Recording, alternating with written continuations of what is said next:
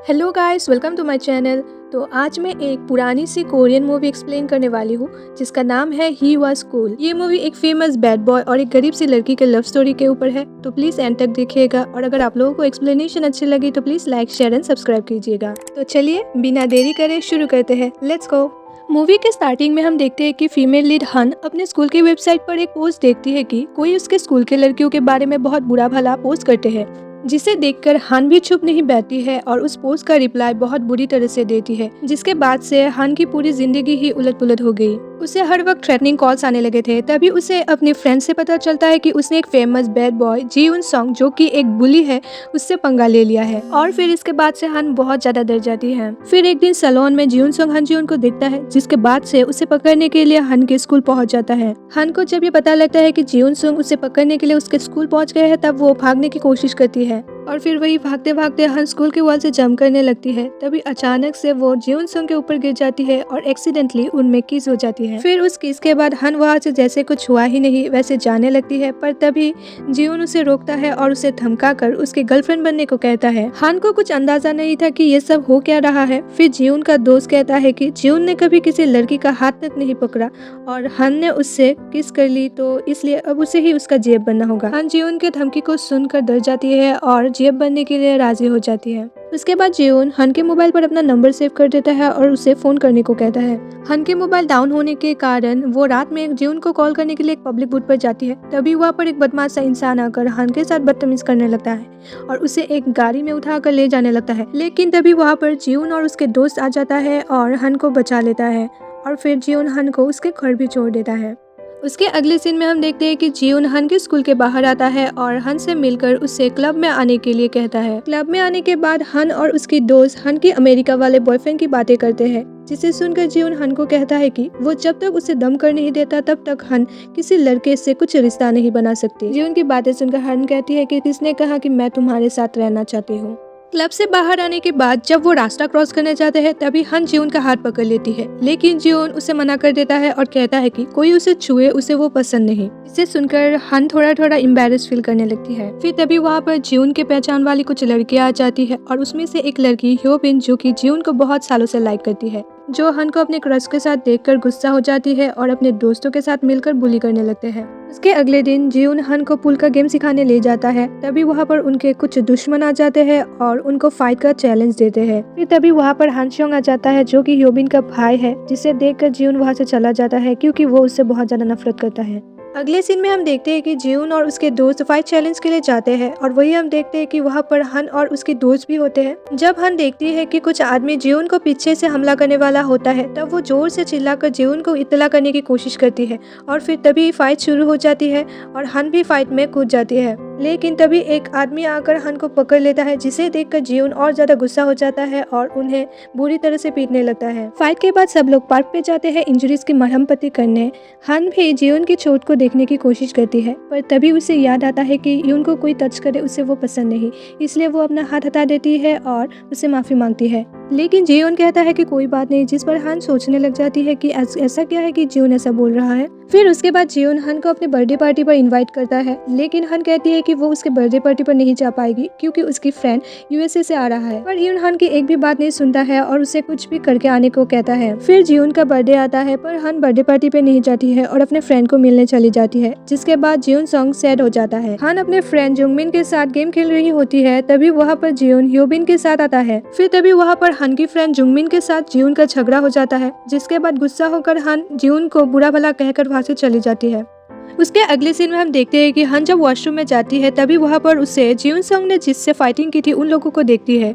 वो हन को जीउन को बुलाने को कहता है, लेकिन हन कहती है कि अब उन दोनों के बीच में कुछ नहीं है और उन लोगों की ब्रेकअप हो गई है। पर राइवलरी गैंग हन की बातों पर विश्वास नहीं करता है और उसे धक्का मार देता है। फिर वहाँ पर ह्योबिन आ जाती है और जीउन को अपनी बॉयफ्रेंड बताती है और उन लोगों को बिलीव करवाने के लिए वो जीउन को फोन लगाती है और उसे वहाँ पर बुलाती है।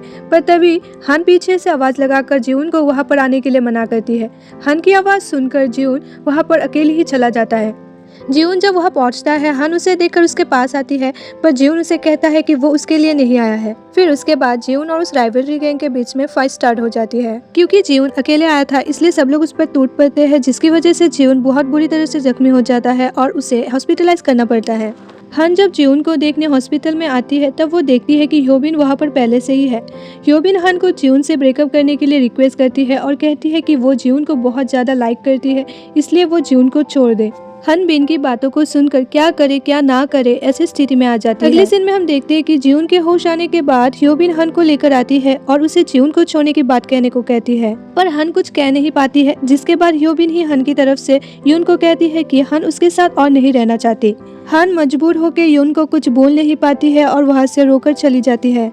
फिर उसके बाद हम देखते हैं कि रात को यून संग हन को फोन करके प्राइमरी स्कूल में मिलने के लिए बुलाता है, जिसके बाद हन अपने आप को रोक नहीं पाती है और जियोन संग को मिलने के लिए चली जाती है। हन स्कूल के बैक गेट पर जियोन के लिए पूरी रात इंतजार करती है, पर वो यून को मिल नहीं पाती है। फिर अगले दिन स्कूल में हन को अपनी फ्रेंड से पता लगता है कि यून संग उसका मेन गेट पे पूरी रात इंतजार कर रहा था, जिसे सुनकर हन सब कुछ छोड़ छाड़ के यून को मिलने हॉस्पिटल आती है। जब वो हॉस्पिटल पहुंचती है, जियोन उसे देखकर गुस्से में वहां से चले जाने को कहता है और ह्योबिन और उसकी फ्रेंड भी हन को धमकाकर वहां से जाने को कहती है, लेकिन हन किसी की बात नहीं सुनती है और भाग के जियोन के पास आकर उसे किस करती है, जिसे देखकर सब शॉक्ड हो जाते हैं। फिर तभी ह्योबिन की फ्रेंड हन को बाहर निकालने की कोशिश करती है, पर तभी जियोन उसे वार्न करता है और हन को छोड़ने को कहता है। फिर सब लोग वहाँ से चले जाते हैं, जिसके बाद हन जियोन को बताती है कि वो उसके लिए बैक गेट पर पूरी रात इंतजार कर रही थी, जिसके बाद से दोनों के बीच की मिसअंडरस्टैंडिंग खत्म हो जाती है और वो दोनों फिर से रिलेशनशिप में आ जाते हैं।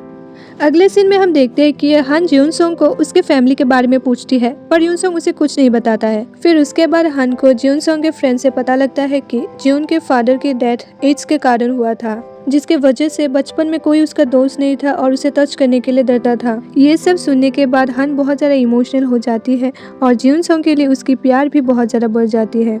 हन जियोन सोंग के लिए प्यार से किम्बाप बनाकर हॉस्पिटल आती है। फिर तभी वहाँ पर ह्योबिन और उसकी दोस्त आती है और हन से जेलस होकर उसे बहुत बुरी तरह से पीटने लग जाती है, जिसकी वजह से हन बेहोश हो जाती है।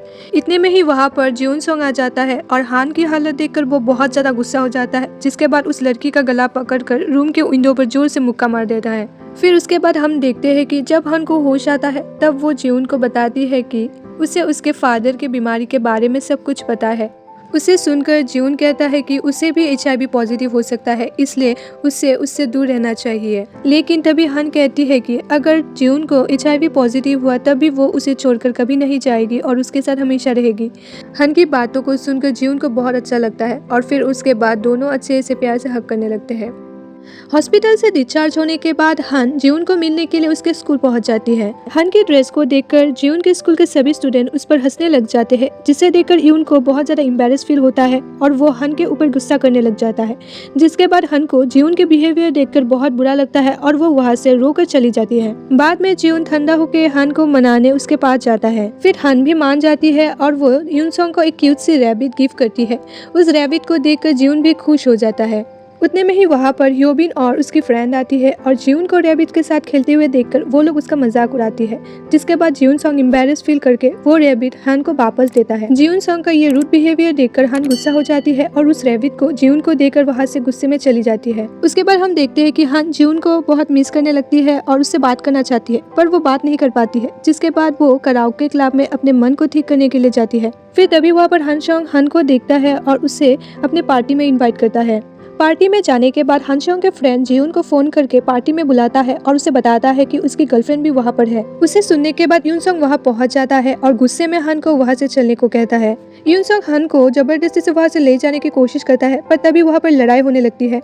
फिर हन जियोन को लड़ने से रोकने के लिए उसे थप्पड़ मार देती है, जिसके बाद जियोन उसे गलत समझ लेता है। उसके बाद हन यून को समझाने की बहुत कोशिश करती है, पर जियोन उसकी एक भी बात नहीं सुनता, जिसके कारण हन बहुत दुखी हो जाती है और वहाँ से रोकर चली जाती है।